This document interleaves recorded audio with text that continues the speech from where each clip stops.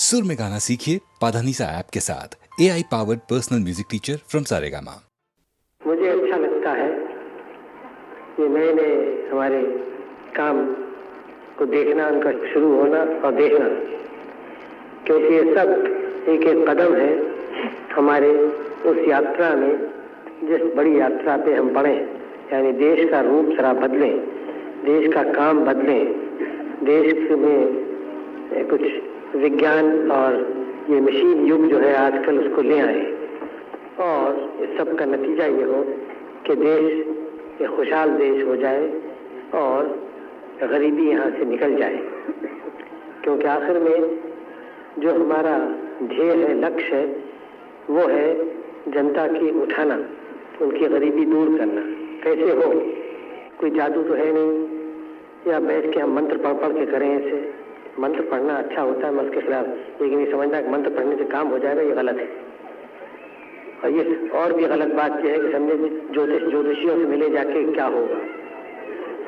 ये तो काम से बचने के तरीके हैं और कोई उन्नति नहीं होती है बगैर परिश्रम के, मेहनत के। बात समझ लीजिए आप, चाहे भारत में हो, चाहे अमेरिका में हो, चाहे रूस में हो, चाहे उनकी कोई भी नीति हो। एक अमेरिका और रूस की नीति में बहुत फर्क है, लेकिन एक बात में फर्क नहीं है, बल्कि दो बातों में। एक तो ये कि दोनों आजकल के विज्ञान की पूजा करते हैं और विज्ञान के जो बच्चे हैं, ये मशीनें वगैरह उनकी, और दूसरे दोनों परिश्रमी लोग हैं। परिश्रम जानते हैं, बगैर परिश्रम के कुछ नहीं होता, मेहनत के। तो हमें भी दोनों बातें सीखनी है, क्योंकि इन दो बातों के बगैर हम तरक्की नहीं कर सकते। हम बैठे वहाँ दिल्ली में पार्लियामेंट में, लोकसभा में बड़े बड़े प्रस्ताव करते हैं, बड़े बड़े कानून बनाते हैं, और कभी कभी कानून अच्छे होते हैं, उसका लाभ होता है उनसे, लेकिन कानून बनाने से काम नहीं होता। कानून तो खाली रास्ता खोल देता है काम करने के लिए। अब कानून हम बना दें कि यहाँ एक कारखाना बन जाए तो उसके कानून बना देने से नहीं बनता होता, आपकी मेहनत से बनता है, सीखना मेहनत से। तो जो कुछ काम भी हमें करना है तो बहुत मेहनत करनी पड़ती है, परिश्रम करना होता है, और जितना ज़्यादा हम करें उतना ही ज़्यादा हमें लाभ मिलता है। ये एक मोटी बात है जो मैं बार बार आपसे कह रहा हूँ, इसलिए कि आप समझ जाएं। क्योंकि मैंने देखा है कि बहुत लोग हमारे देश में समझते हैं कि परिश्रम की बहुत आवश्यकता नहीं है, बल्कि कुछ और तरीके से हम देश को बदल देंगे, और ये बात बिल्कुल गलत है। हाँ, और तरीकों की आवश्यकता है, यानी हम आजकल की दुनिया को समझें। There are times in the life of every nation when all its energies and resources must be devoted to the achievement of a great aim, and when faith in this aim has to be consciously reaffirmed. We have armies in the field, we have men who are bravely risking their lives and performing feats of valor. Their dedication is unconditional. They do not ask questions. It is for us to assure them that we are with them heart and soul, and just as we honor their great sacrifices, we shall see that they are honored by posterity when we are called to account for all that we have thought and done. This war in which we are engaged today is none of our seeking. It has been forced upon us. We have done as much as any people could to stand by our national commitment to peace. We have desired peace with all our heart and worked for it with all our strength. We wish no one ill. We covet not an inch, yes, not an inch of anyone's territory. But we cannot surrender the principles on which our state, our whole idea of a common life is based. And this is indeed what we are being asked to do. For Kashmir is not only a part and a lovely part of India, but its being a part of India represents a noble principle, not only for our culture, but for the culture of mankind. There were dark days in our life when the demand for partition of the country appeared as an ominous precondition for our independence. Its monstrous implications were ignored by its advocates. The Indian Muslims were in fact asked to perjure themselves by asserting and defending the falsehood that because they were Muslims, they could not be citizens of the same state as those among whom they and their ancestors had been born and had lived, and to the rich fund of whose composite culture they had during centuries made highly valued contributions. They were being asked to uproot themselves, abandon hearth and home, neighbor and culture, friendship and goodwill. And now, we Indians, we Hindus, Muslims, Sikhs, Christians, and Parsis, we for whom India is and always has been one country, our home, are being asked at the point of the sword to admit that Kashmir cannot legitimately belong to India because the vast majority of Kashmiris are Muslims and must be offered up to Pakistan. That shall not, cannot be. Let us at this moment strengthen our faith in ourselves and our ideals. Let us remember that there are brave men, Hindu, Muslim, Sikh, Christian, Parsi brave men, laying down their lives to prove that we are one people, firmly united by common interests and ideals, and that our unity will stand any test. The Muslim among us should realize that he is where he is by God's will, that his Indian citizenship is a great moral and spiritual commitment. He has to be a true and dedicated follower of Islam. He has to drive fear out of his heart, that fear which is the mother of selfishness and hatred, and of much political and social evil. He has to foster goodwill and trust, to render service for the sake of service, to look beyond his life on earth to the day when he will be answerable for what he has done or left undone to promote understanding, cooperation, and peace among men. The Muslims' fellow countrymen should appreciate and cherish this commitment. They should eradicate all suspicion and distrust, and as representing the beliefs and traditions of the great majority, help to mobilize all sentiments in the service of the common interest. The strength of a people lies in an inner harmony, not only of declared aims, but also of instincts. Instincts are endowed by nature, we cannot count on them. We must therefore cultivate the habit of doing the right thing spontaneously. This is a time when we should spontaneously follow our leadership, placing in it our full confidence and trust, and allowing it full freedom of action. It's a time when values which command our total dedication and commitment are in jeopardy, and therefore demand our total dedication. The basic principles of our national existence and the freedom to live by them are in danger, and we may count no cost too high to protect them. For without them, life as a moral adventure becomes meaningless, and living on without them is worse than death. It's the time when each of us must encourage the other to contribute his best, and through sympathy, cooperation, and goodwill, make sure that not only the ideals we serve and the victory we achieve, but the inner harmony of our thoughts and motives is handed down to a grateful posterity. Let us clench our teeth and take the unshakable grim resolve not to rest or tarry until our principles are vindicated and the freedom of our motherland is unmistakably assured.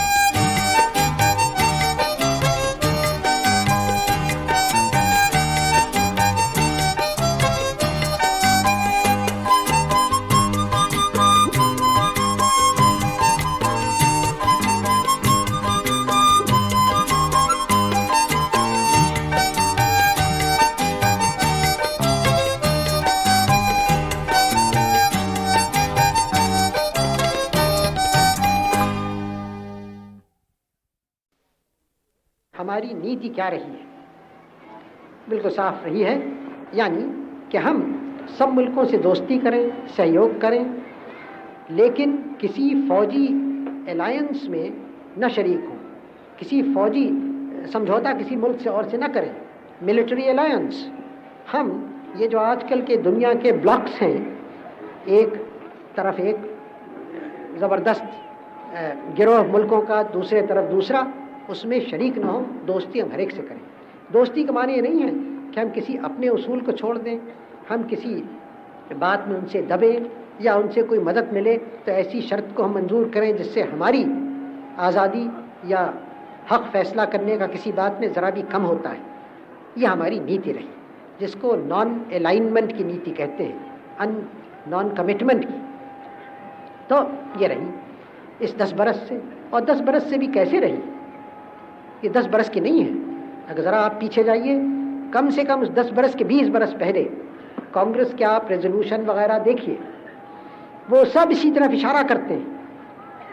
उस वक्त के सवाल आज के तो नहीं थे, लेकिन दिमाग उसी तरफ झुकता था, क्योंकि एक ही तरीका था हिंदुस्तान के बढ़ने का और दुनिया के सवालों का सामना करने का। तो वो उस वक्त था।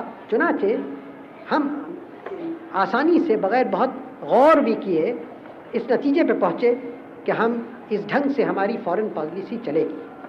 पहले लोगों को शकूक हुए और मुल्कों के उस पर, लेकिन हल्के हल्के और मुल्क, और ऐसे मुल्क भी जो हमारे मुखालिफ थे, जो पसंद नहीं करते थे, उन्होंने भी तस्लीम किया कि जो हिंदुस्तान की इसमें पॉलिसी है वो एक तो अमन पसंद है और अमन को, पीस को इससे फ़ायदा होता है, और दूसरे यहाँ तक तस्लीम किया जो हमारे जो मुल्क थे इन फौजी ब्लॉक्स में, कि हाँ ये मुनासिब है कि हिंदुस्तान ऐसी पॉलिसी रखे।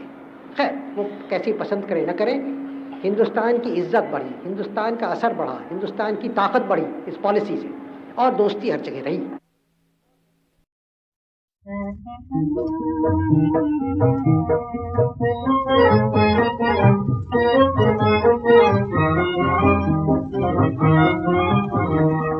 बालमा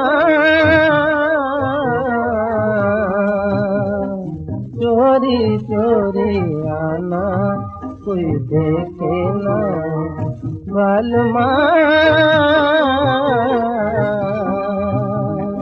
चोरी चोरी, चुपके चुपके चुपके चोरी आना, कोई देखे ना, बालमा बालमा बालमा। सासन मोरी कब की सोवत, दिन बालम नींद न आवत, सासन मोरी कब की सोवत, दिन बालम नींद न आवत, एक मन आवत एक मन जावत, एक मन आवत एक मन जावत, बोलो कब है आना, कोई देखे ना, बालमा चोरी चोरी, चुपके चुपके चुपके चोरी आना, कोई देखे ना, बालमा बालमा बालमा।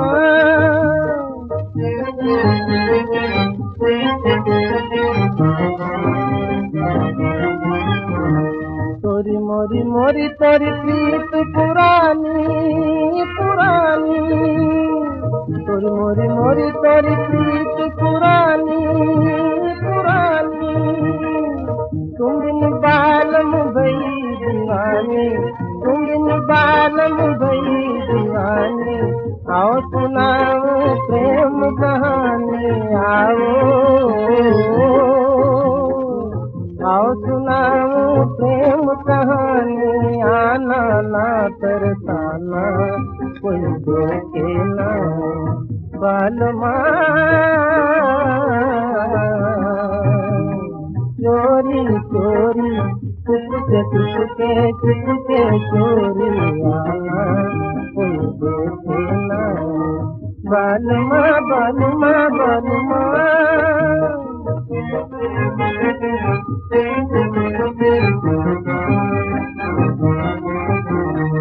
क्या सुहानी चांदनी रातें याद दिलाए गुजरी बातें, क्या सुहानी चांदनी रातें, याद दिलाए गुजरी बातें, चोरी चोरी की मुलाकातें, चोरी चोरी की मुलाकातें, आना भूल न जाना कोई देखे ना, बालुमा बालुमा बालुमा।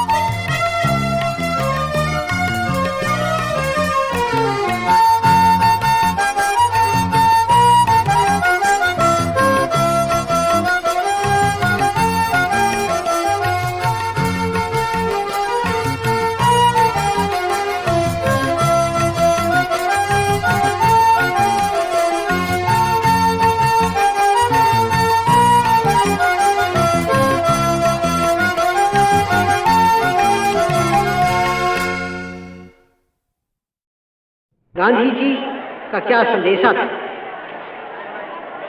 8 बरस हुए इस बात को, और आप सबों को याद होगा कैसे एकदम से हिंदुस्तान का दिल दहल गया था इस खबर को सुन के। और हम लोग जो उनके नीचे काम करने वाले थे और उनसे सलाह मशवरा लेते थे हर बात पर, एकदम से हमारे आंखों के सामने अंधेरा छा गया था। लेकिन अब इस बात को सोचकर और गांधी जी के जीवन को देखकर और उनके मरने को देखकर विचार ये होता है कि जीना भी अच्छा था और मरना भी अच्छा था। मामूली मरना उनको शोभा नहीं देता, जैसे मामूली जीना उनको शोभा नहीं देता।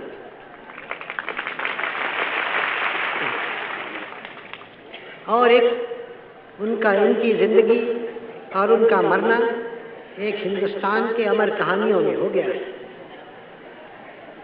लेकिन कहानियाँ तो हमारी बहुत सारी हैं।